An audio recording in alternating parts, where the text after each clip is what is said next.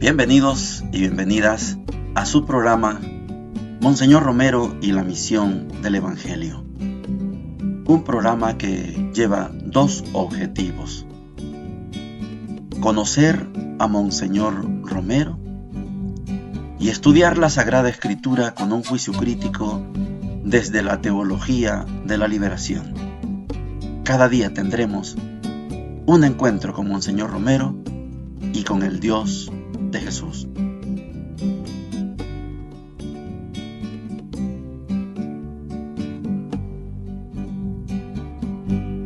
Hola, ¿qué tal? Este es su programa Monseñor Romero y la misión del Evangelio en este sábado 22 de junio.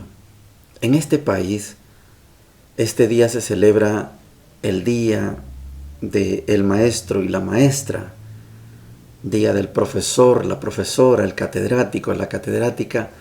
Abrazo inmenso para todos los que escuchan este programa y que son verdaderos profesores, verdaderos maestros, verdaderas catedráticas, para todos y todas. Ser formador, formadora en estos tiempos no es nada fácil.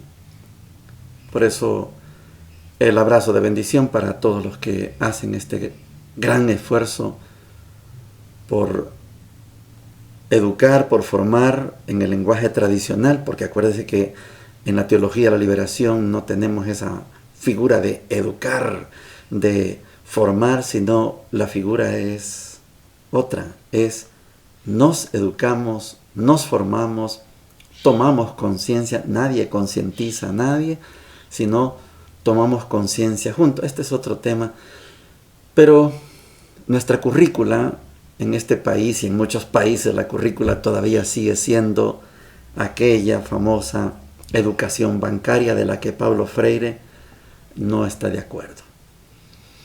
En la primera parte de hoy, en el segmento de Monseñor Romero, tenemos elementos, yo sé que son, es poquito contenido, poquito tiempo, pero tiene una cantidad de temas.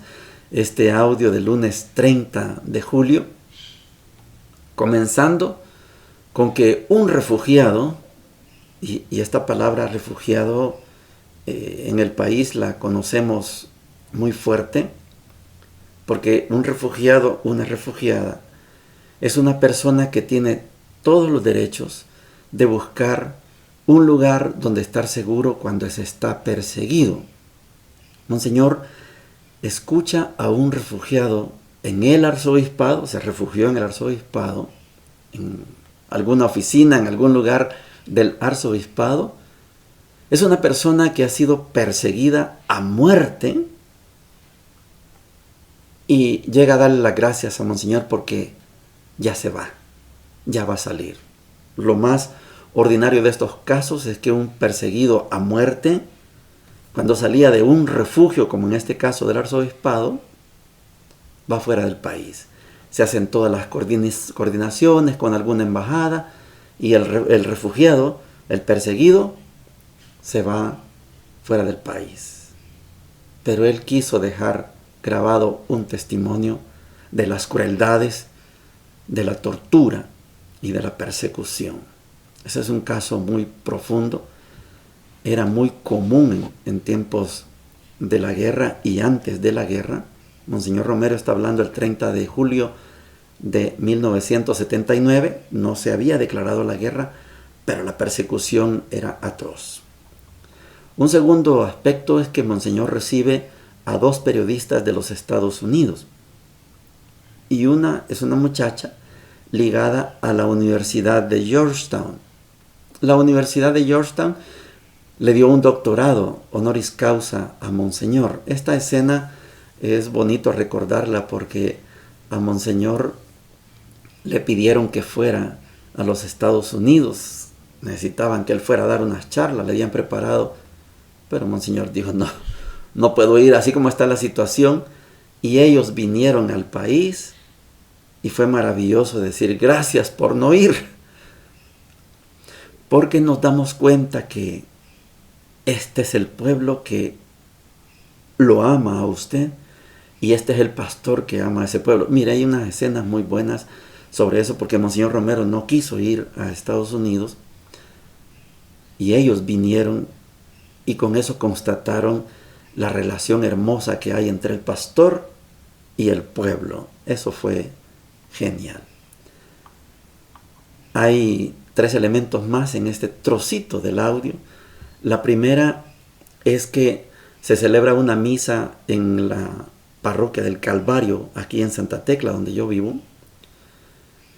Y es una misa en honor al padre Octavio, Rafael Palacios, los 40 días del padre Rafael Palacios. Pero es una misa de desagravio. Esta palabra tal vez para los que no son católicos, y algunos católicos no manejan ese concepto, desagravio. En Santa Tecla asesinan a un sacerdote y hay necesidad de hacer una misa de desagravio. Es para manifestarle a Dios que no estamos de acuerdo con eso. Es un desagravio. La iglesia está agraviada, pero la iglesia al celebrar la misa perdona a esos asesinos, pero le dicen a Dios, esto nunca debió pasar. Segundo elemento, está Monseñor revisando ya por último, estamos a 30 de julio, y acuérdese que el 6 de agosto, dentro de 6 días, 7 días prácticamente, va a estar en las manos del pueblo la carta pastoral que ha venido preparando con todo el tiempo. Es la cuarta pastoral de Monseñor Romero como arzobispo y la quinta como obispo, porque una la dijo en la antigua diócesis, Santiago de María, pero ya casi está. Y es la última, no tenemos otra carta pastoral. Esta fue la última que nos dejó porque en marzo del siguiente año, del 80, el 24 de marzo nos mataron a Monseñor. El audio termina con una carta, comunicando que hay una carta del padre Astor Ruiz, el padre expulsado, pero le manifiesta a Monseñor su sentido sacerdotal. Monseñor exalta esa carta porque nota que esa carta es de un verdadero sacerdote. No está huyendo, no ha renegado de su sacerdocio, se mantiene fiel. Oigamos a Monseñor. Lunes 30 de julio, por la mañana, un refugiado en el arzobispado que ha sido perseguido de muerte me dio las gracias porque ya iba a salir, pero antes quiso dejar un testimonio de la cruel persecución y torturas de que ha sido objeto durante sus luchas políticas. Él es de extrema izquierda, pero lo que se ha hecho con él es una señal del tremendo irrespeto al hombre en nuestra patria. Hubo otras entrevistas muy importantes, entre ellas 2 periodistas norteamericanos, una periodista que está en conexión con la Universidad de Georgetown, la cual me mandó saludos, ya que me otorgó en otra oportunidad el título de doctor honoris causa. El tema fue muy importante, ya que se veían periodistas muy inteligentes. Y por la noche tuvimos en la iglesia del Calvario de Santa Tecla la misa de 40 días de la muerte del padre Palacios, la cual tuvo un carácter de desagravio por el asesinato de este sacerdote. Hemos revisado con el padre Rafael Moreno y el padre Fabián Amaya la redacción de la carta pastoral, que está ya perfilándose bastante bien. Recibí carta del padre Astor Ruiz, muy cristiana, muy sacerdotal, en que expresa sus profundos sentimientos al sentirse inesperadamente expulsado de su propio país. Pero me alegra el gran espíritu sacerdotal con que está ofreciendo al Señor esta prueba. Llegamos a la sección de la palabra de Dios. Ayer yo les decía que pretendía da esos elementos explicativos en clave de cultura general. Hoy venimos con una segunda parte de esta escena que describíamos ayer, pero hoy no quiero que hagamos una exposición sobre algo tipificado como cultura general. Hoy les invito a que hagamos esta lectura de este texto que vamos a leer a continuación, pero ya no en clave de cultura general, sino en clave de reflexión pastoral. Leemos el segundo libro de Crónicas, algunos le llamamos solamente Segunda Crónicas, capítulo 24, versículos 17 al 25. Dice lo siguiente: Después de la muerte de Jehoiada, los jefes de Judá fueron a rendir homenaje al rey que les hizo caso. Abandonaron el templo del Señor, Dios de sus padres, y sirvieron a los cipos y a los ídolos. Por este pecado, la cólera estalló contra Judá y Jerusalén. Les envió profetas para convertirlos al Señor, pero no hicieron caso de sus amonestaciones. Entonces el Espíritu de Dios vino sobre Zacarías, hijo del sacerdote Jehoiada, que, erguido ante el pueblo, les dijo: Así dice Dios, ¿por qué quebrantan los mandamientos del Señor? No tendrán éxito. Por haber abandonado al Señor, Él los abandonará. Pero conspiraron contra Él y por mandato del rey, lo apedrearon en el atrio del templo del Señor. El rey Joás, olvidándose del amor que le profesaba Jehoiada, mató al hijo de éste, que murió diciendo: Que lo vea el Señor y lo demande. Al cabo de un año, un ejército de Siria se dirigió contra Joás, invadió Judá y Jerusalén, mató a todos los jefes del pueblo y envió todo el botín al rey de Damasco. El ejército de Siria contaba con poca gente. El Señor le entregó un ejército enorme por haber abandonado al Señor, Dios de sus padres. Así se hizo justicia con Joás. Al marcharse los sirios, dejándolo con múltiples dolencias, sus servidores conspiraron contra él para vengar al hijo del sacerdote Jehoiada. Hirieron a Joás en la cama y murió. Fue sepultado en la ciudad de David, pero no en el panteón real. Palabra de Dios, te alabamos, Señor. ¡Qué tragedia! Hoy no es algo de cultura general. Esto es una reflexión pastoral. Ayer les decía que son diferentes las actitudes del imperio, el reino del norte, se llama Israel. ¿Se acuerda dónde está Ahab y Jezabel? Y aquí en el reino del sur, el rey tiene que ser descendiente de David. Si no, no puede ser rey. Ayer contábamos la gran hazaña que tuvo el sacerdote y su señora para que Joás, que era un niño, pudiera ocupar el trono de David. Hoy lo que tenemos es un verdadero desastre.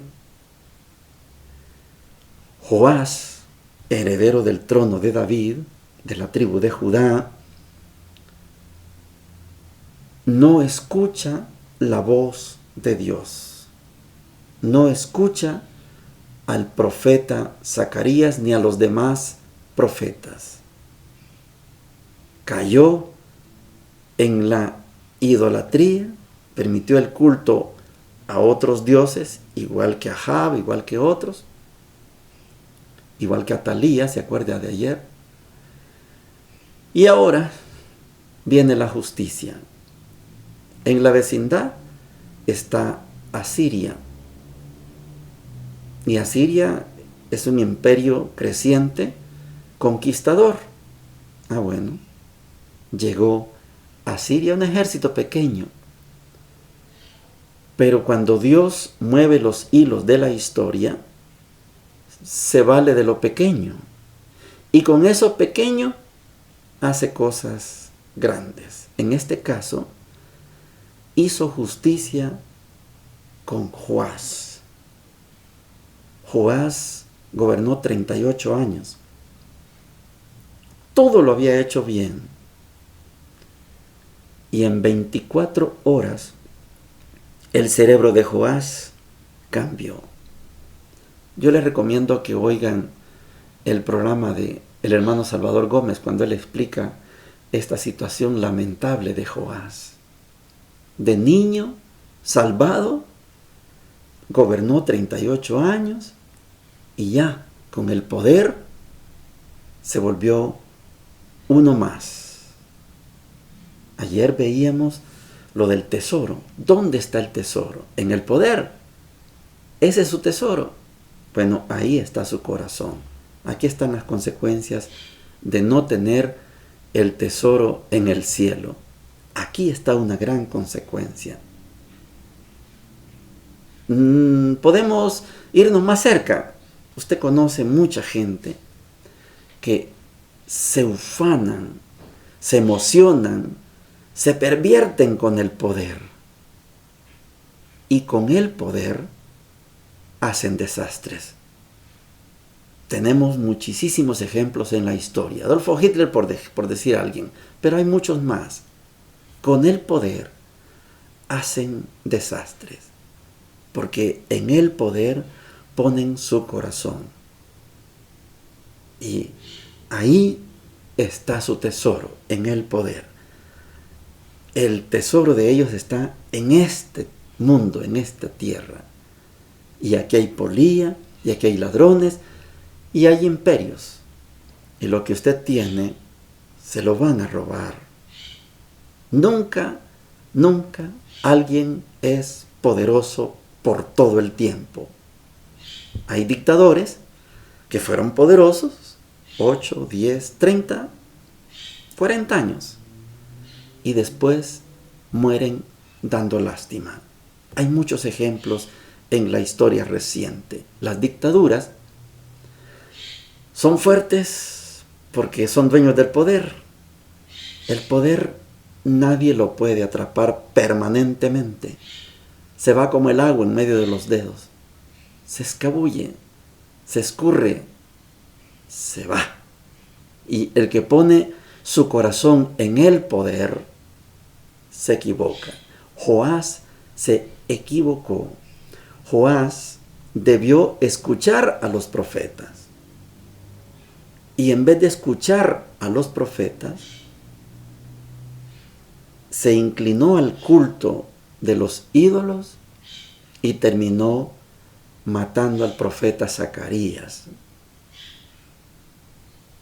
La expresión final de Zacarías es una expresión, valga la redundancia, profética, y es una sentencia.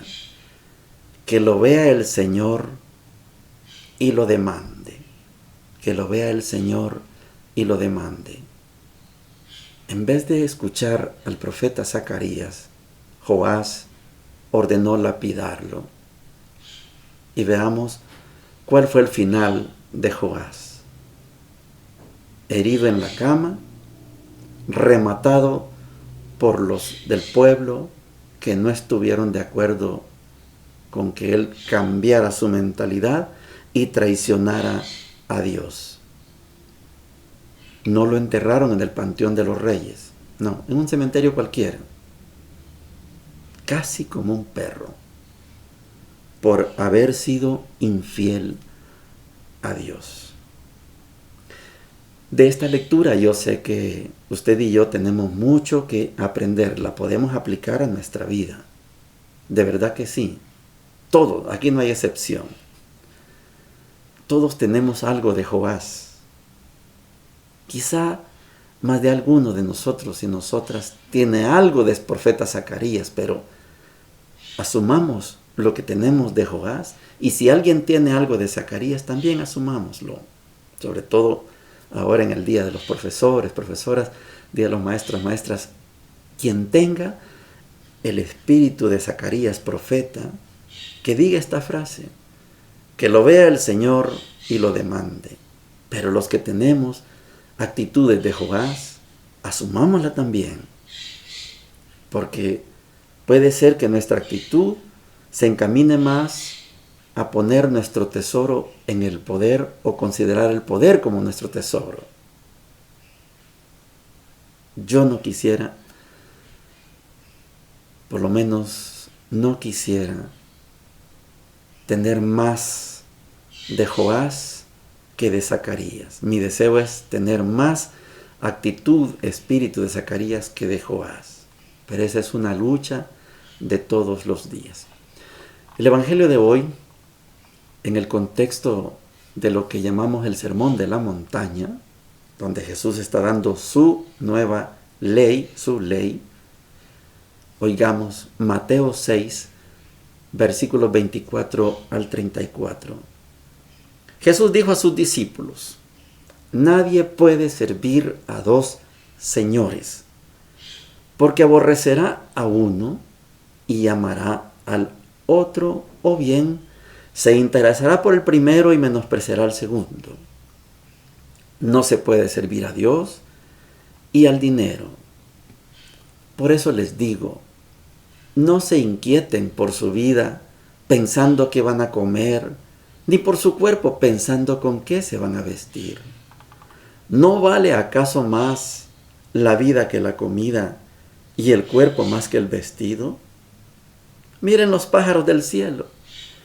Ellos no siembran, ni cosechan, ni acumulan en graneros, y sin embargo, el Padre que está en los cielos los alimenta. ¿No valen ustedes acaso más que ellos? ¿Quién de ustedes, por mucho que se inquiete, puede añadir un solo instante al tiempo de su vida? ¿Y por qué se inquietan por el vestido? Miren los lirios del campo, cómo van creciendo sin fatigarse ni tejer.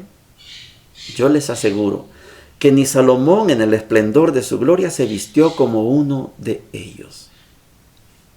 Si Dios viste así la hierba de los campos, que hoy existe y mañana será echada al fuego, cuanto más hará por ustedes, hombres de poca fe. No se inquieten entonces diciendo, ¿qué comeremos? ¿Qué beberemos? ¿O con qué nos vestiremos? Son los paganos los que van detrás de estas cosas. El Padre que está en el cielo sabe bien que ustedes las necesitan. Busquen primero el reino y su justicia, y todo lo demás se les dará por añadidura. No se inquieten por el día del mañana.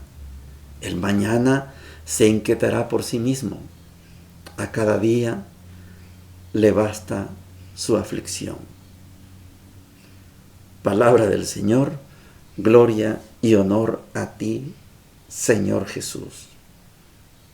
No hay nada que explicar, nada. Está totalmente claro. No se puede servir a dos señores. No se puede servir a Dios y al dinero. Hay que elegir. Esta tarea de elegir fácilmente es, no sé si la palabra es buena, soslayada, cualquiera. No queremos elegir, no estamos de acuerdo en elegir. nos gusta servir a dos señores. Yo sé que esto es claro, lo entendemos y lo hemos escuchado miles de veces, quizás para los que ya tenemos más de los 60 años, en las misas, en los rezos, donde sea. El mismo Facundo Cabral, cantante argentino, asesinado en Guatemala, usó este texto como base de su conversión, el Sermón de la Montaña, que le enseñó a aquel mendigo Simón, que comía de los basureros, y le dio clases de Biblia alrededor de la basura. Ahí alrededor del basurero, ese Simón mendigo le dio clases a Facundo, y Facundo lo usó como texto de conversión. Lo hemos escuchado tanto, pero yo solo quiero insistir. No estamos en un texto de reflexión. No, eso viene después en Mateo. Aquí estamos en el capítulo 5, 6 y 7. Estamos en el sexto, capítulo 6. Y en los capítulos 5, 6 y 7, Jesús entrega su ley. Esto que estamos leyendo es su ley. No se puede servir a dos señores, solo a uno. ¿Cuál es el mandamiento? Sirvamos solo al Señor. No se preocupen de la comida, del vestido. No se preocupen. Eso viene por añadidura. Busquen el reino de Dios y lo demás viene por añadidura. Esta frase de buscar el reino de Dios como clave de ley, como ley, sería la salvación para toda la humanidad. No solo para los cristianos, para toda la humanidad. Esta mañana escuchaba un programa, estos de opinión, y daban una definición en el término político. No estamos en el tiempo de las ideologías, izquierda, derecha, decía uno de los comentaristas. Se nota que es una persona muy preparada políticamente. Y decía, no estamos en el tiempo de las corrientes ideológicas izquierda y derecha. Decía él, estamos en el tiempo de las preferencias. Yo no soy, pero prefiero. Entonces yo no soy de izquierda, pero prefiero la izquierda. Yo no soy de derecha, pero prefiero. Estamos en el momento de las preferencias, decía el comentarista. Yo lo aplico a este texto del Sermón de la Montaña. Aquí, usted y yo como cristianos y cristianas, no somos de ninguna de las corrientes ideológicas izquierda-derecha, pero tampoco somos de las preferencias, porque hay algo más fundamental que tener una preferencia. Yo tengo dos señores y prefiero este. No. Yo conozco a los dos, pero hago una opción por Dios. Y esto no es una preferencia, la opción no es una preferencia. Cuando la Iglesia latinoamericana en el Concilio Vaticano II estableció una apertura, permitió que en 1968 en Medellín, en Colombia, la Iglesia latinoamericana hiciera una opción preferencial por los pobres. Y esto fue calificado de subversivo, de comunista. La Iglesia hizo una opción. No es una preferencia, preferimos los pobres, no. Es una opción. Me quedo con los pobres. Esto es diferente.